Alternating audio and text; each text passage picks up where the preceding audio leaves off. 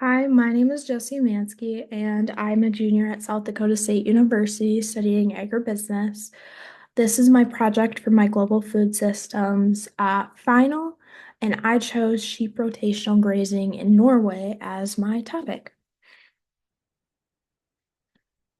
So, what is rotational grazing? Being from within the agricultural industry, I feel like rotational grazing is something that I hear about all the time. But for someone who might not be within the industry or maybe more on the crop side of things, they might not have as much of an understanding. So rotational grazing is the use of frequent livestock movement and grazing on small fields to promote the health of the field and the grass. This is also used for different forages as well.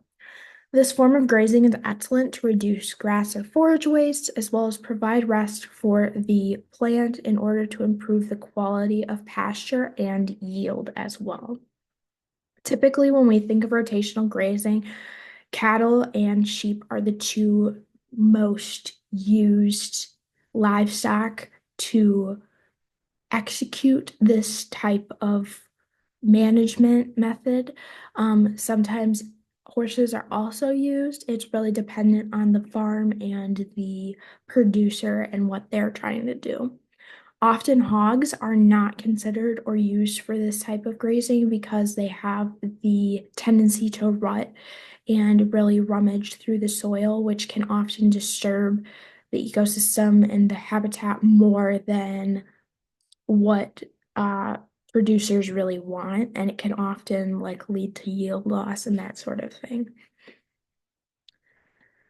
So a little bit of history on rotational grazing. Originally, the first time that rotational grazing or a concept like rotational grazing was ever introduced was in the late 18th century by James Anderson, who was a Scottish agriculturist, and he wrote of a similar practice to rotational grazing. This is one of the first times, like I said, that a concept like this was recognized in a published work.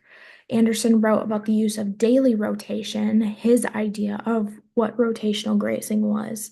And this was the practice of allowing cattle on pasture land when grass was at optimum growth before giving the plants time for recovery. So originally, it was cattle that were most used in this a concept idea of management. So that is why he was focusing on cattle. Arthur Sampson was the one who actually coined the term rotational grazing when he organized a symposium on rotational grazing in North America in 1950. This was held at the third annual meeting for the Society of Range Management.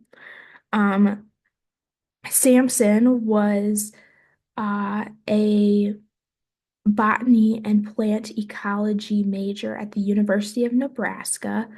Um, After finishing his studies, Sampson joined the Forest Service and was working as a plant ecologist for them. So, in the early 1910s, North America's western frontier had been severely damaged by floods and erosion and mud flows. So, because of the poor condition of the land and the area around him, Sampson decided to study the correlation between overgrazing and these natural disasters. His process, with the help of his friends and peers, was Samson built an enclosure in Ephraim Canyon. He also built drainages on the east side of the Wasatch Plateau, and he basically sectioned off areas of this land using log fences so that no animals were able to enter and graze on the area. He then really intricately studied the effect of the soil and plants in that area when there was no grazing done there. He focused mainly on three different areas of grazing. He focused one on the usage of artificial and natural reseeding to produce the maximum forage possibilities. Two, how livestock can use forests without causing any damage to plant reproduction and watershed conditions.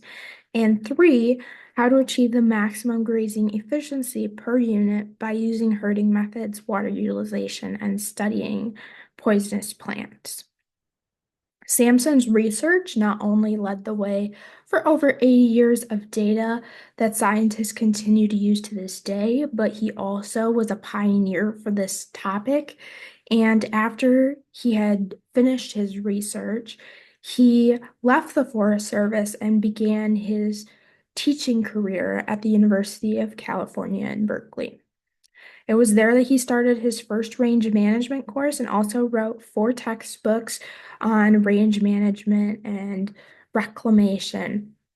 So, a lot of what we learn today in those reclamation and range management courses are from his studies in the 1950s, which is almost uh, 75 years ago. So, sheep production in Norway. So, when a lot of people think about Norway's agricultural production, they think about the rich milk and cream that comes out of Norway from their dairy operations. Um, Similarly to how sheep are produced in Norway, Norway uses a lot of their mountainous pastures for their cattle as well. Because of all of these nutrients that the cattle get, their milk is super rich, and that's what a lot of people think of when they think of Norway's agricultural production. What a lot of people don't know is that sheep are actually produced in similar ways, and also the fact that Norway is the largest producer of sheep meat in the Nordic countries, producing over 608 metric tons in 2022, as you can see to the graph to the right. They're a very large producer with over 500 metric tons just about every year in the last 10 or so years. Norwegian sheep production heavily relies on the use of free outfield grazing resources in the mountains and forests, specifically in the summer, similar to the use of those resources for cattle as well. Lamb prices are typically strongest at the beginning of slaughter season in August. So that's when a lot of their lamb goes for slaughter, and producers typically get the best payouts. So, rangeland-based sheep farming. Rangeland-based sheep farming in Norway is a sustainable alternative to large-scale invasive operations. Where sheep grazing is not used, there can be shrub encroachment, which can lead to loss of elements of landscape and biodiversity, which is a big key idea of Norway is the beautiful fjords, the beautiful mountainsides. So without the responsible use of these practices by farmers, we would not be able to have those type of landscapes. With Norway being at a high latitude, the grazing season is relatively short, with housing and indoor feeding being required for the remainder of the year. So, as you can see to the image to the right, mating, pregnancy, and lambing of the sheep coincide with the indoor period of the cycle. Most flocks that are led into infield pastures when the lambs are only a few days old. Infield pastures and outfield pastures are a little bit different. So, infield pastures are maintained fenced pastures close to farmland. So, think about your paddocks, your smaller fields that are fenced. Um, a lot of indoor pasture or infield pastures are the pastures you would think of, especially used in the North America. Outfield pastures are unmanaged, free-range pastures in the mountains or the forests. So this is where, like a herdsman or someone is watching over the livestock, but they're letting them free range and basically getting their nutrients and sustenance from the land. So there's a lot of benefits of rotational grazing. First of all, rotational grazing provides important nutrients to the pasture through the sheep manure. Um, this allows farmers to purchase less fertilizer, especially if they are planning on using the grasses or the forages that the sheep are grazing on, and they're harvesting them for indoor feed use. This also increases the per animal gain. Rotational grazing allows for a decrease in labor and feed costs, increase in land and animal production as well.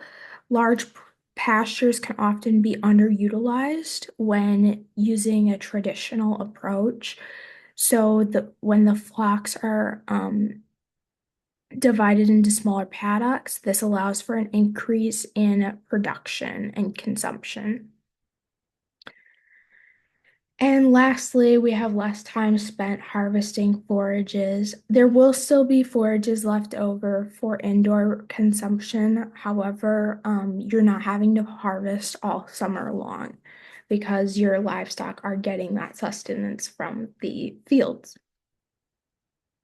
So soil structure improvements, this is a big part of why rotational grazing is so important. The use of rotational grazing improves the soil structure and biodiversity by the promotion of nutrient cycling and reducing soil compaction. So, when livestock graze, their hooves disturb the soil, which helps reduce soil compaction. Compacted soil is known to limit root growth and water absorption, which can lead to an increase in erosion and an increase in runoff, which is what causes erosion. The movement of livestock across small fields also allows for manure distribution, which leads to increased organic matter and nutrients, which makes the grass more nutritious for the animals, which allows for the higher quality of production. So higher quality in milk for cattle, higher quality in meat for sheep. The movement of livestock not only allows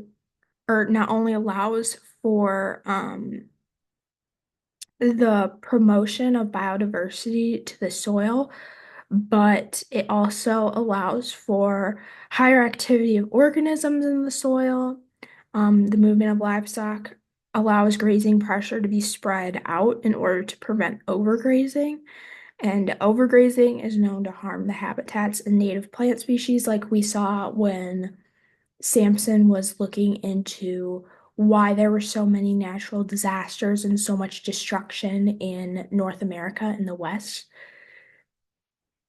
Um, on the other hand, rotational grazing allows for pastures rotational grazing allows for pastures to rest, which promotes the recuperation and resilience of the crop as well.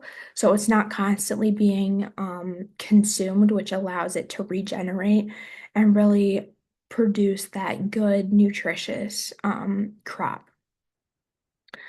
All of these factors help keep Norway's landscape and vegetation healthy and beautiful, as well as allow them to reduce a really high level of livestock and livestock products, whether it's milk, cream, cheese, meat, anything of that sort. And here are my references. Thank you for listening to my presentation. I hope you learned something. And yeah, have a great rest of your day.